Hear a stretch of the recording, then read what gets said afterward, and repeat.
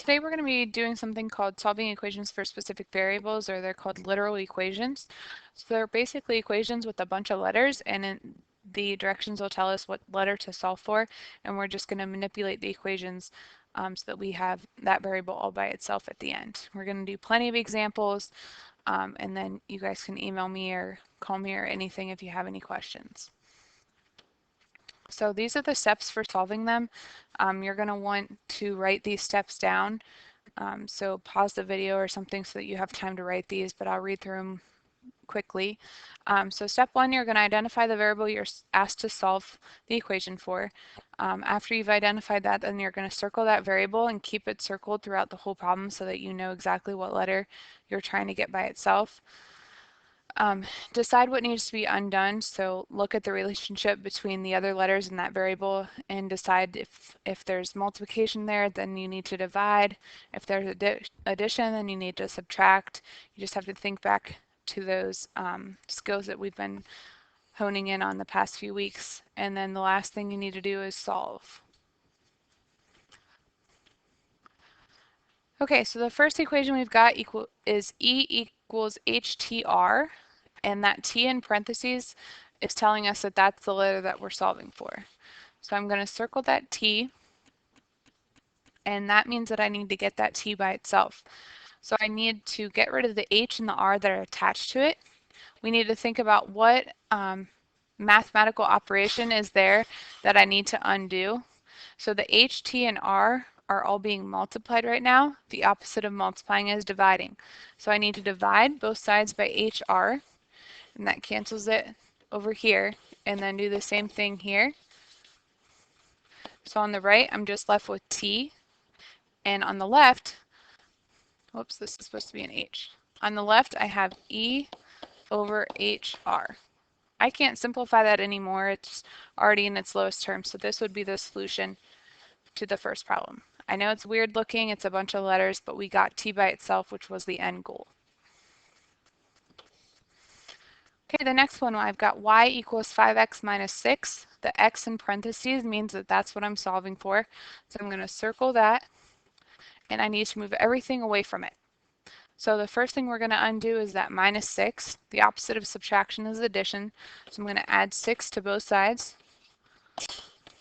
On the right, I'm left with 5x. On the left, I have y plus 6. Remember, that does not become 6y. That would mean that we multiply, but what we did was add, so there's got to be that addition sign there. Okay, now I need to think about how the 5 and the x are attached. They are attached by multiplication. The opposite of multiplying is dividing. So I need to divide both sides by 5. I'm left with x by itself. And on the left, I've got y plus 6 over 5. That cannot be written in any lower terms, so that would be the solution to that problem.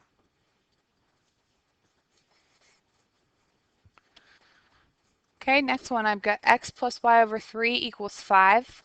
The x in parentheses off to the right means that's what we're solving for, so I'm going to circle x. I need to move everything over to the other side. So right now the x and the y are both trapped in the numerator of the fraction. So I need to get rid of this 3 on the bottom, and I'm going to do that by multiplying both sides by 3. So x plus y equals 5 times 3 is 15. And then I need to move the plus y over to the other side, and I'm going to do that by subtracting. So x equals 15 minus y. Those are not like terms. It's not 15y. There's got to be that subtraction sign there because I subtracted y from both sides. Okay, next one, I've got ax plus by equals c. And the y is in parentheses, so I know that's what I'm trying to solve for and get by itself. First thing I need to do is get rid of that positive ax. It's being added to the y, so I need to subtract. So I'm left with by equals, I'm just going to rewrite what I've got there, c minus ax. Can't put those together. They aren't like terms, so they're just going to stay separated with the subtraction sign. And now I need to move the b over to the other side. The b and the y are attached by multiplication. The opposite of multiplying is dividing. So I'm going to divide both sides by b. And I'm just going to rewrite what I have written, c minus ax over b. That can't be simplified at all, so that's the solution. All right, the next example I've got v equals LWH, and I'm solving for L. So I need to get L by itself. The L, W, and H are all be attached by multiplication. So I need to divide to get rid of the WH. So I'm going to do that on both sides. On the left-hand side, I'm just going to rewrite that because I can't simplify it at all. There's no numbers there. So L equals V over WH. Okay, next one I've got C equals 3 times x plus y. The y is off to the right in parentheses, so that means that's what I'm solving for. So I'm going to circle it. And when we say number outside of parentheses, we always want to distribute. So I'm going to go ahead and do that. So I've got c equals 3x plus 3y. Again, I'm solving for that y. So I want to move the 3x to the other side. So on the right, I have 3y. On the left, I have c minus 3x.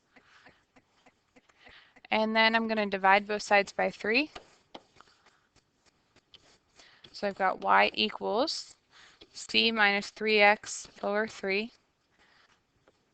Now, a lot of times students want to take these 3's and just cross them out since there's one on the top and the bottom, but that's not right. Okay, you have to see this as two different fractions. So c over 3 doesn't reduce, so I'm going to keep that. The negative 3x over 3, now those two we can cross off, and we're just left with negative x. So y equals c over 3 minus x will be the solution to that one. Okay, next one I've got capital A equals a plus b plus c over 3. I'm solving for b. First thing I need to do is get it untrapped from the numerator, so I've got to multiply by 3 on both sides. So on the left I have 3a equals a plus b plus c. And I need to subtract the a and the c from the right hand side so that I can move it over to the other side. So I'm going to subtract a.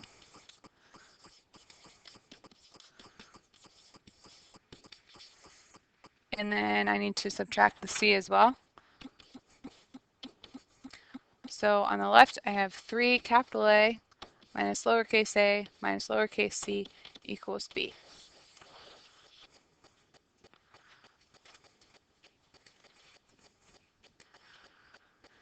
Okay, I've got x equals 2y minus z over 4. I am solving for z. So I'm getting z by itself. So in order to get it out of the numerator, I've got to multiply it by the denominator. So the 4's are going to cross out. On the left, I have 4x equals 2y minus z. Okay, I need to move the term that's not attached to the z first. So I'm going to subtract 2y from both sides. And just rewrite 4x minus 2y equals negative z. And a lot of times students will stop there and say that that's the answer, but I have that negative sign there. So I need to divide everything by negative 1 so that I have just z by itself.